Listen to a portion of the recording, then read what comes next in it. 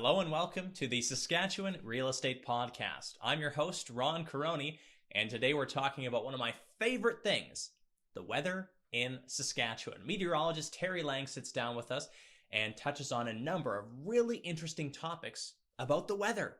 Hope you enjoy. You're listening to the Saskatchewan Real Estate Podcast, where we chat with real estate experts from across the province to learn what's happening in the real estate market. Here's your host, Ron Caroni. And we're live. This is the Saskatchewan Real Estate Podcast. I'm Ron Caroni, and today we're not so worried what happens inside the house, but what's going on outside. And we're very happy to welcome meteorologist Terry Lang with Environment and Climate Change Canada. Welcome, Terry. Thank you. Thank you for having me.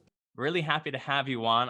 We used to talk all the time when I was in radio, and I just loved doing weather interviews. So as opposed to try to change things, let's go back to the old. Let's talk about weather and kind of today we'd like to talk all things weather, how it affects Saskatchewan communities, and some top threes. Before we get into that, I'd just like to get a little bit of a background on you, Terry. Could you kind of tell us your story becoming a meteorologist and kind of your journey? Sure. I was always interested in science and that type of thing when I was a kid. So when I went into university, I started studying to be a meteorologist. And that took me through university studying geography and then studying math and physics. I was a summer student at the Regina Weather Office for a couple of summers, and that was loads of fun. Then I moved out to Winnipeg to be a summer student there, and then I was accepted on course. I took a course in Montreal, and then we took the full training course for meteorologists in Toronto. From Toronto, I was transferred to Winnipeg, worked in Winnipeg for about 3 years, then came to Saskatchewan and worked here. We opened a new office here, and that was in the early 90s. Through the mid 90s. That was in Saskatoon here. And then afterwards, my husband's job took us to Kelowna. So I worked as a meteorologist in Kelowna for 17 years. My two kids were born there. So I have lots of experience forecasting for British Columbia and the Yukon. And then my husband's job brought us back here. So I've been back in Saskatchewan for about almost 8 years now. So through your job, you've really been able to see all of Canada and just about every weather pattern probably in the meantime. Oh, pretty much, yeah. And it's that's what's neat about this job is being able to see lots of weather patterns from all over. And when I travel, I'm always watching the weather, no matter where I am. Even on Australia, I would watch, even though the weather was upside down and backwards. It's still fascinating to watch. Were there some neat things that happened in Australia that you're like, this doesn't happen in Canada?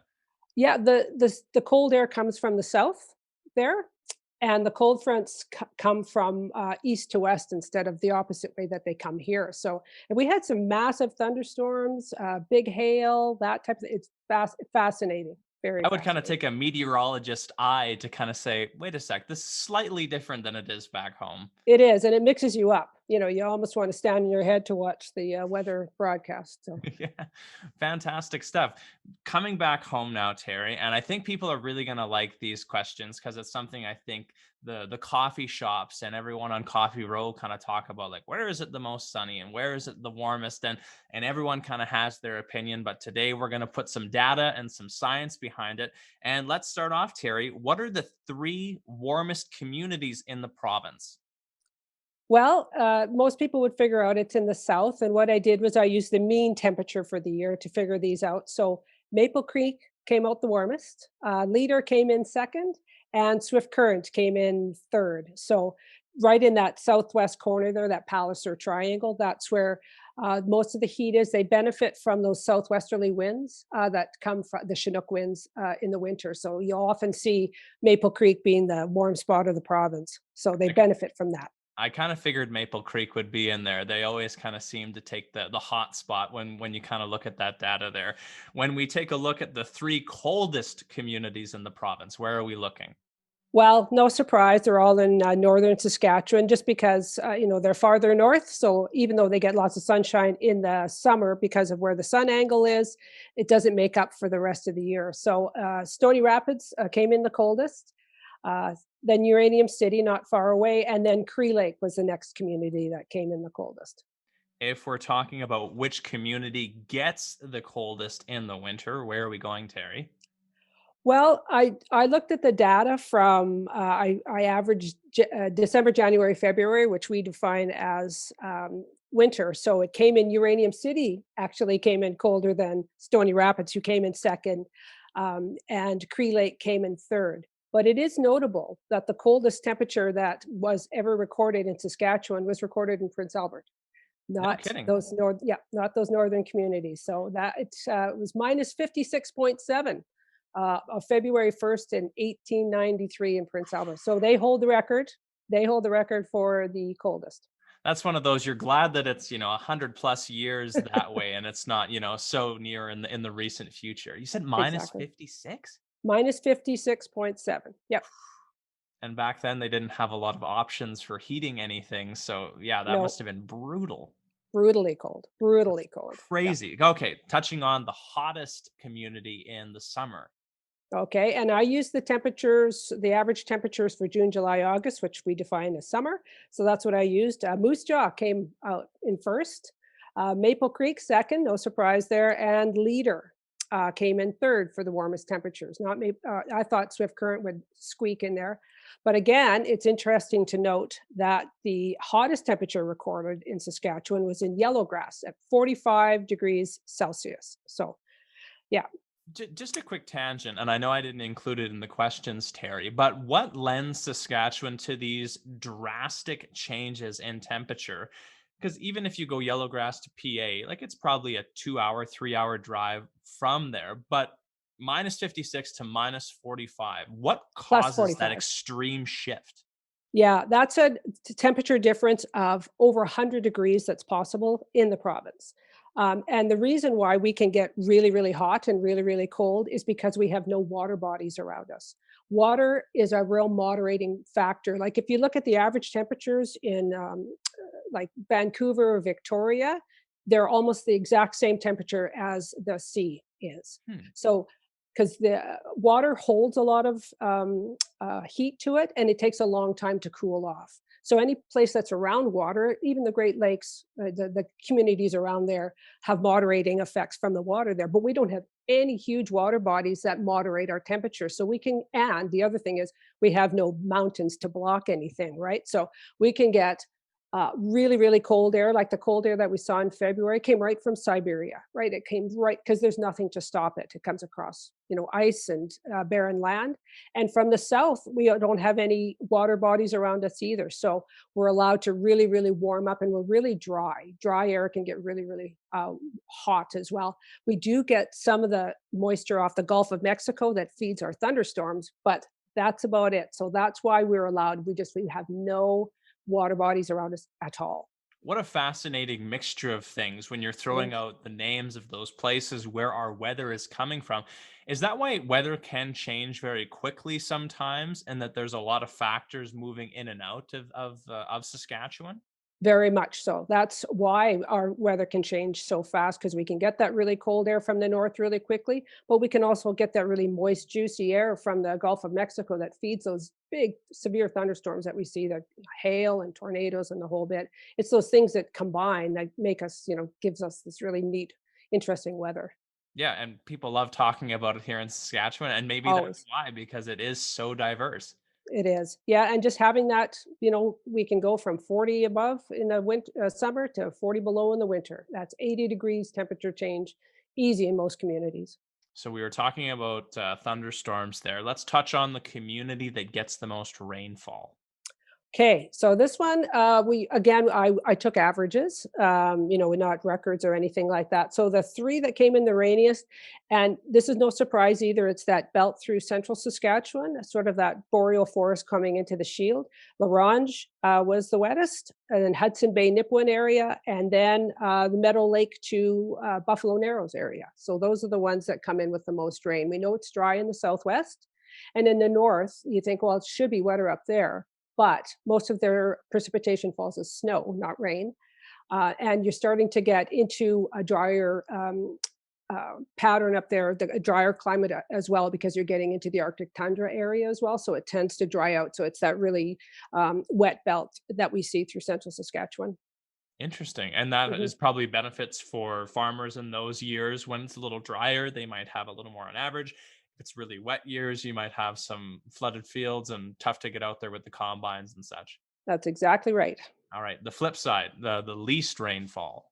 Well, no surprise here. Again, it's in that southwest corner, and I will uh, give that caveat that Cypress Hills is out there, and it's the highest elevation east of the Rockies, and it stands above the rest of southern Saskatchewan. It has a very high elevation. It's over 3,000 feet. So they get more rainfall and they get more snowfall. So they're kind of a little oasis up there. They've got big pine trees. It wasn't glaciated when the last glaciation came through. So there's some really neat frost shattered rocks and big trees and stuff like that that they study there because it wasn't scoured clean. Can you quickly explain what is glaciated, Terry? Well, when we had our big ice sheets that went through, tens of thousands of years ago, I mean, they stretched all the way into the southern states. But last time the ice sheets went through, it went around the Cypress Hills instead of over top of it. Most of southern Saskatchewan and northern Saskatchewan is scoured clean. And see big rocks, those big rocks. You think, how did that get there? Well, that came from the glaciers, sort of, melting and depositing these big rocks. So it went around. So I think that's really cool. And they have a completely different climate regime up there in southwestern Saskatchewan, like that little corner up there. So I'm giving that caveat because we know places like Val Marie are really dry, East End, but it's Leader that came in the driest, but not by much, by like a millimeter. Moose Jaw and Swift Current. So it's still in that southwest, that Palliser Triangle area.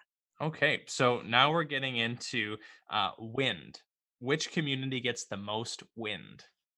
Well, no surprise again, because we know Saskatchewan is windy. So we think everybody could win a prize for being windy in Saskatchewan, but Swift Current actually came out the windiest on average.